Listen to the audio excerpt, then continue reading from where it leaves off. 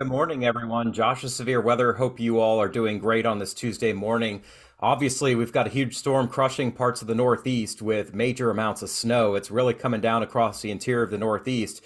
But I'm also going to spend a lot of time talking about the next storm, which is already beginning to bring some major impacts once again into the Golden State with some significant amounts of heavy rain, flash flooding, and mountain snow. And that's going to be our next weather maker here over the next several days. I will spend time on this storm. Obviously, it's well into progress at this point, but I think it's never too soon to start talking about the next one. So let's share our screen here and talk about what's on the map here. Here comes the next one. And you guys can see it's moving into California this morning and getting ready to track across the center of the country later this week and ending up on the East Coast at the end of the week into the weekend. Big temperature contrast coming with this. It's going to warm up quickly behind our big nor'easter here at the end of the week, and then much colder air lurks behind it as we get to the weekend once again. Here's a look at the water vapor imagery. And you can see how quickly things evolved last night into this morning with our nor'easter here. Massive upper level circulation and surface low coming up to the east of New England, and that is going to back into the Gulf of Maine this morning and then loop through eastern Massachusetts later tonight and then head out to sea tomorrow. As it backs in, that could bring some blizzard conditions to parts of coastal New England later on this morning into the evening hours tonight. And then that will track eastward and conditions will slowly improve tomorrow. All that's coming from this major trough here. You can see this big kink here, a huge trough cutting southeast, bringing some sharply colder weather all the way down into the southeast. We've got very cold temperatures this morning in many parts of the southeast, and it will stay quite chilly today into tonight before things rebound. You can see on the map, though, we've got another fire hose aimed right at California, another atmospheric river, and lots of moisture moving right on shore. Our surface low is here off of the NorCal coast. That is going to move into California later today and tonight, bringing heavy rain all the way down into Southern California. And then we're going to look at heavy mountain snow as well across much of the west. That storm could be our next severe weather maker here in the southern plains as we get into Thursday and Thursday night. Before that happens, though, the very cold air that's in place for this time of the year is going to quickly warm up. And we are going to ride the roller coaster here as we often do in March, with temperatures warming up 40 to 50 degrees in just a couple of days and then dropping right back down in time for the weekend. So I hope you guys like amusement rides, because that's pretty much what we're staring at here over the next couple of days. All right, so here's our current radar and storm reports overlaid from the National Weather Service. And you can see it's raining pretty good here over Rhode Island, eastern Connecticut, and eastern Massachusetts. Inland, that is falling as snow. I say inland, you have to get about 100 miles in from the coast. But as this storm continues to feel some cooling aloft, we are going to see the snow reports expanding back towards the coast. And Boston's going to be in for a very nasty afternoon, it looks like.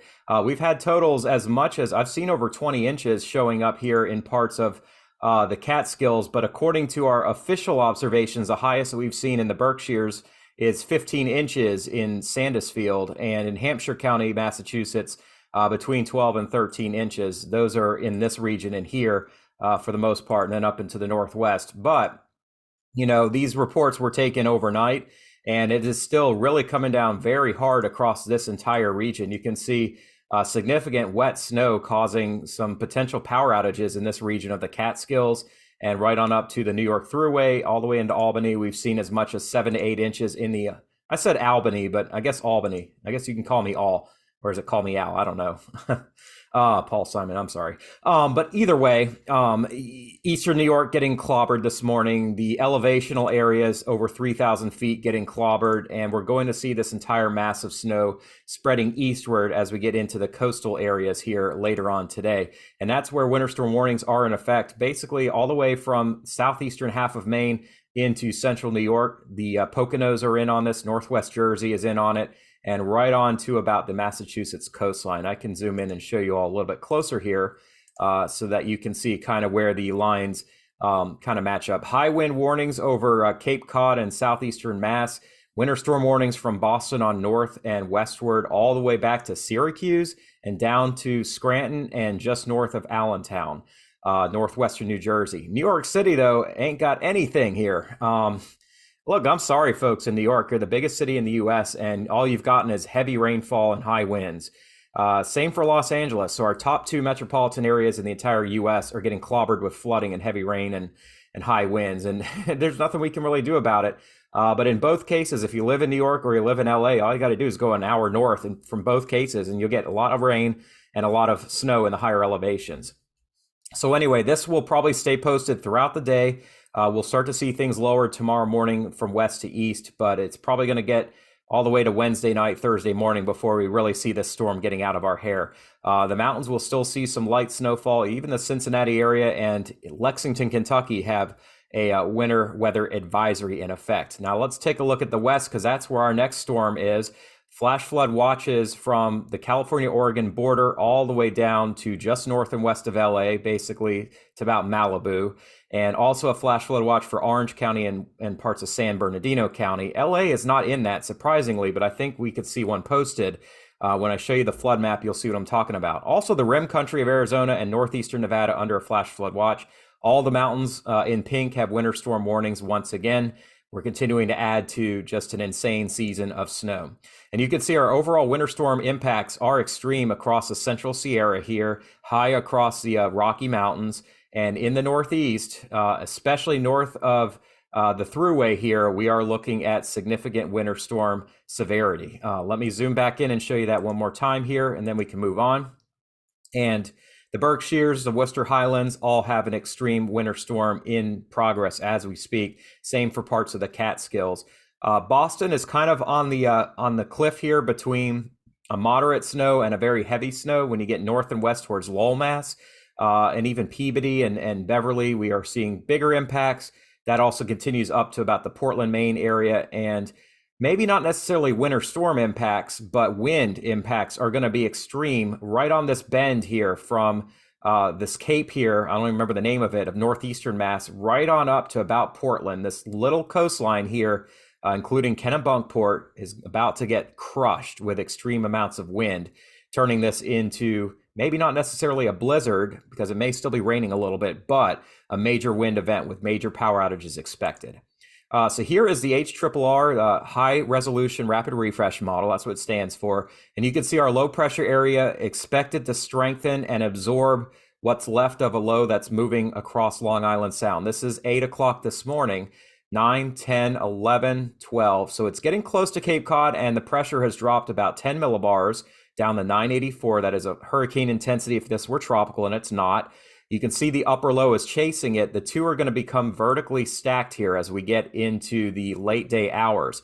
The hurd takes the low pressure right on into Buzzards Bay and then slams Boston Harbor with a 979 millibar low, which is in the top 1% of low pressure systems for this time of the year. So I don't think it'll break a record, but it is in that very top percentile. Something it's just very unusual to see this time of the year, although it can happen, as you can see. Now the low, as it becomes stacked with the upper level low, will stop strengthening and should make a loop across eastern Mass, a counterclockwise loop, and then it's going to get kicked back out to sea. With pressure staying in the low 980s by the time it moves away tomorrow evening to the south of Nova Scotia. But this kind of a loop here, what it does is it draws southeasterly winds and easterly winds into the coastline north of Boston and hammers them with strong wind. And then as it comes inland, those winds do let up some, but we have to wait until the storm is leaving here after midnight tonight before we see the flow returning to offshore. And actually, Cape Cod is going to get hammered with this northerly flow behind our low overnight tonight. Expect power outages on Cape Cod before things do move out and improve during the day tomorrow. Here are our wind gusts from the HRRR. They're picking up to about 50 miles per hour this morning on Cape Cod. Here's our center, so we'll actually have a bit of a lull, and then you get a southerly wind over the islands, and then an easterly wind moving into southern Maine and northeastern Mass. I'm actually going to zoom in so you guys can see a little bit closer here. Pretty nasty winds on the backside of our storm, 40 to 50 miles per hour, even higher across the Poconos and Catskills, potentially this afternoon.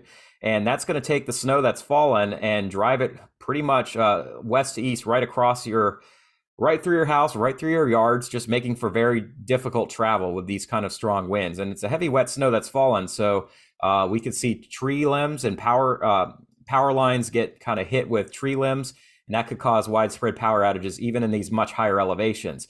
Right at the coast this afternoon, 4 or 5 o'clock, the New Hampshire coast, we see wind gusts potentially over 65 miles per hour, maybe as much as 80 miles per hour.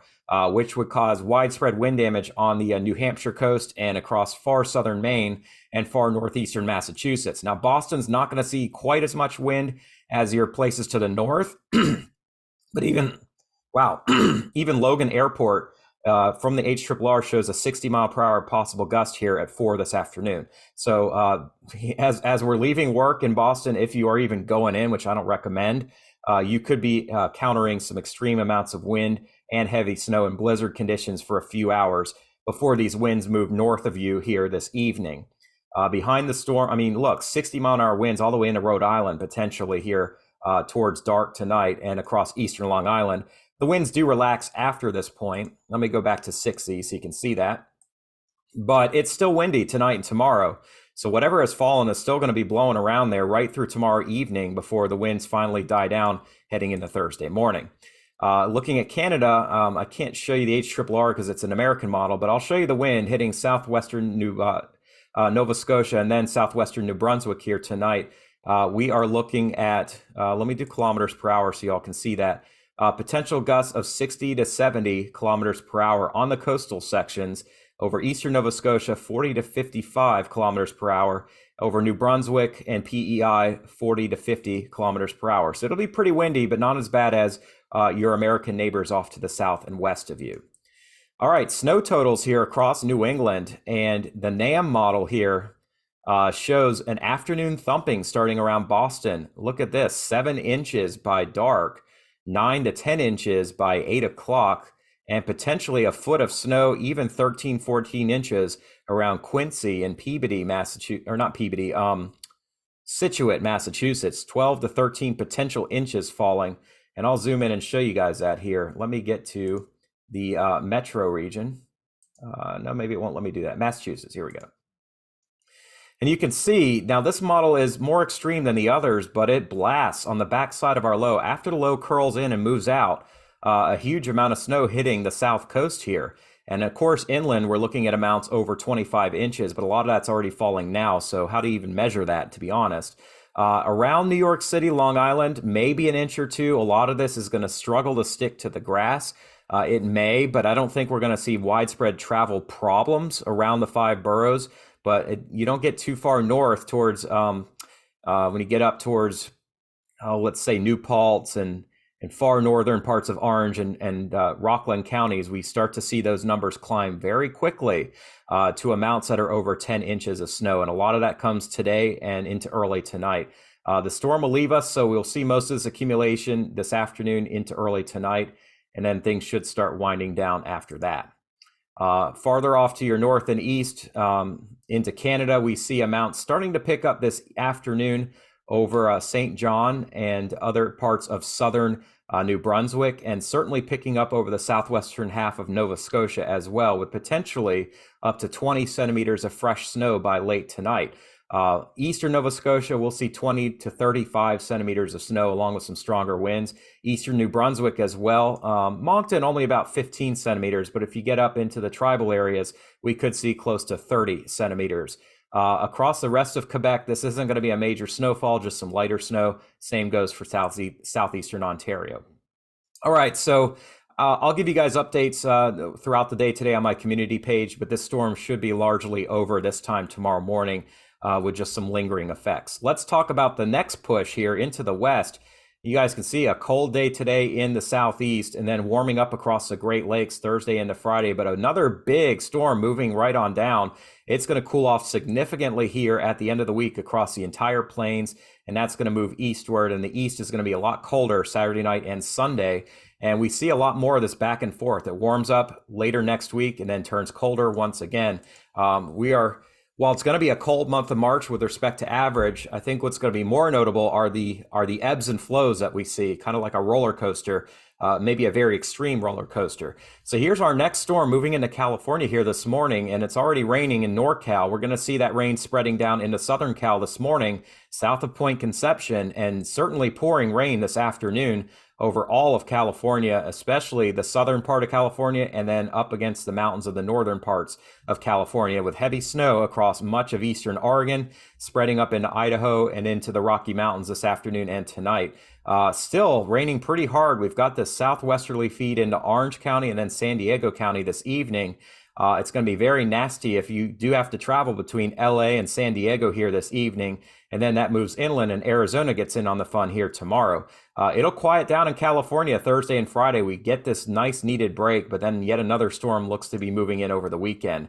Rain totals are pretty extreme because most of this comes in about 24 hours, but 1 to 3 inches in many areas, 3 to 5 up here across the mountain areas, and even some significant precipitation over an inch over parts of Arizona. We could have some flooding out of that.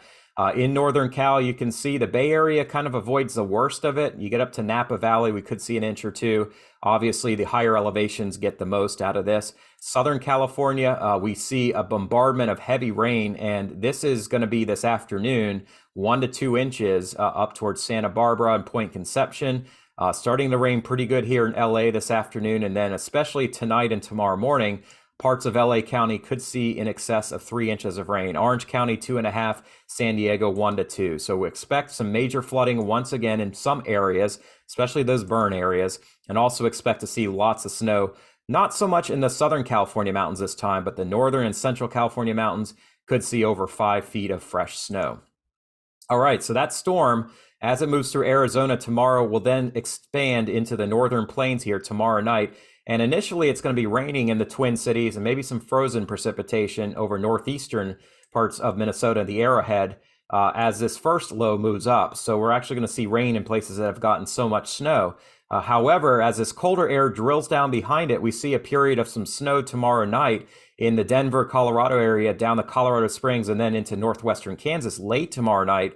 As we get into Thursday, we've got a more significant low pressure system that forms, and we'll start to see storms blowing up over eastern Texas, Oklahoma, and western Arkansas, maybe even into southwest Missouri, but north and west of Kansas City towards St. Joe. The NAM model and some of the other global models show a quick switch over to some heavier wet snow and maybe a little sleet mixed in. So St. Joseph's up to Omaha, and then getting into Des Moines in the evening hours, we could see a quick thumping of some wet snow. It's not going to be a blizzard, not going to be a major snow event, but one that'll be quick hitting and quick changing.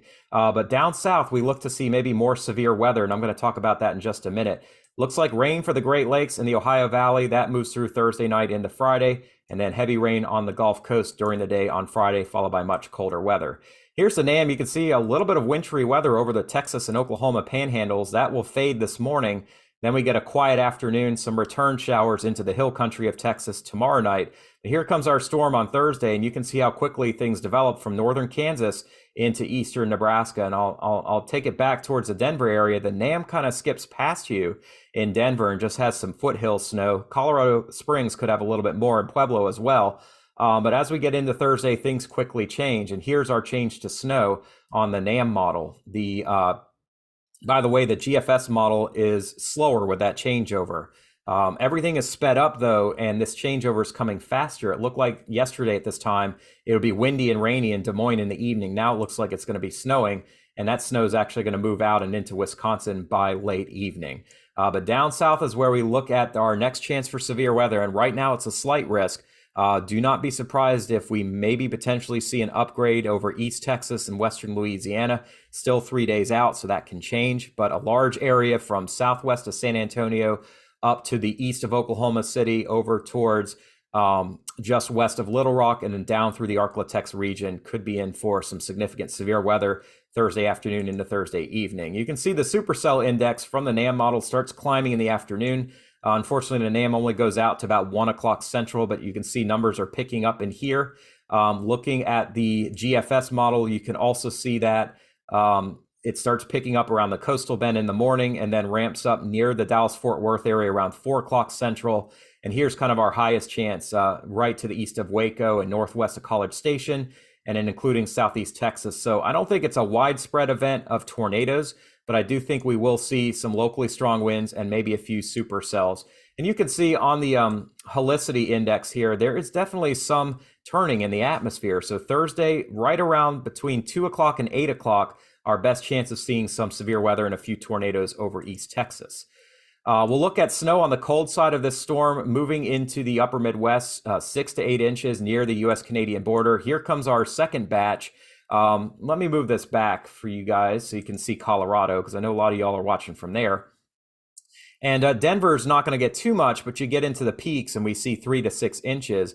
The bigger amounts start right here at the Kansas border and then expand into southeast parts of Nebraska that haven't seen a ton of snow yet this winter, and then maybe getting up to 4 to 5 inches around Detroit. And you can see this snow looks like it pretty much narrowly misses Chicago, but we could get clipped in Milwaukee. Higher amounts back in Madtown and up to about Erin Hills and northward towards Green Bay. And then northern parts of lower Michigan, but southeast Michigan, not going to see really any snow out of this particular storm. You can see the temperatures that are tumbling with our front here. We're well into the 40s and low 50s in Omaha at night, Wednesday night, then tumbling into the mid 30s here. Here's our cold front right around 10, 11 in the morning on Thursday. And things quickly change as we go from the 70s and low 80s in north central Texas back to the 30s in north central Oklahoma. Another northern type storm here. And that's going to bring temperatures crashing here Thursday night all the way down to the Gulf Coast, and Friday all the way down to Baton Rouge. Friday at lunchtime, 48 in Baton Rouge, 77 in Houma. Quite the cold front expected to drop down. In the southeast, we are not completely ruling out severe weather, but it may be a more marginal risk right along the central Gulf Coast states. Of course, if it's 77 in Houma and 75 in New Orleans, there'll be some fuel there for maybe some locally stronger storms, but that's going to move quickly away by the evening. Maybe northern Florida sees a few storms here Friday night and possibly a few pop-ups here in central Florida on Saturday, but not really a major severe weather outbreak at this point. And you can see on the European, after our nor'easter moves out here, things are pretty quiet. It warms right back up in the east Thursday into Friday.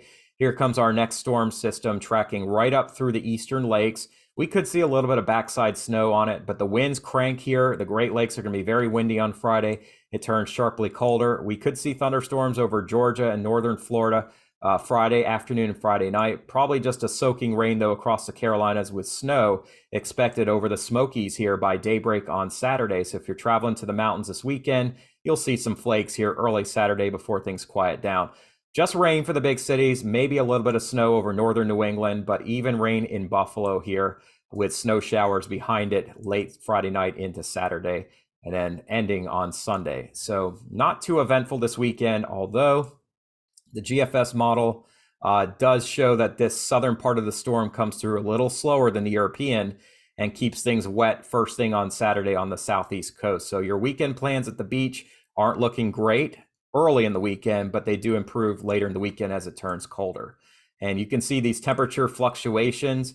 As cold as it is this morning in the Carolinas and mid-Atlantic region, look how warm we get on Friday afternoon.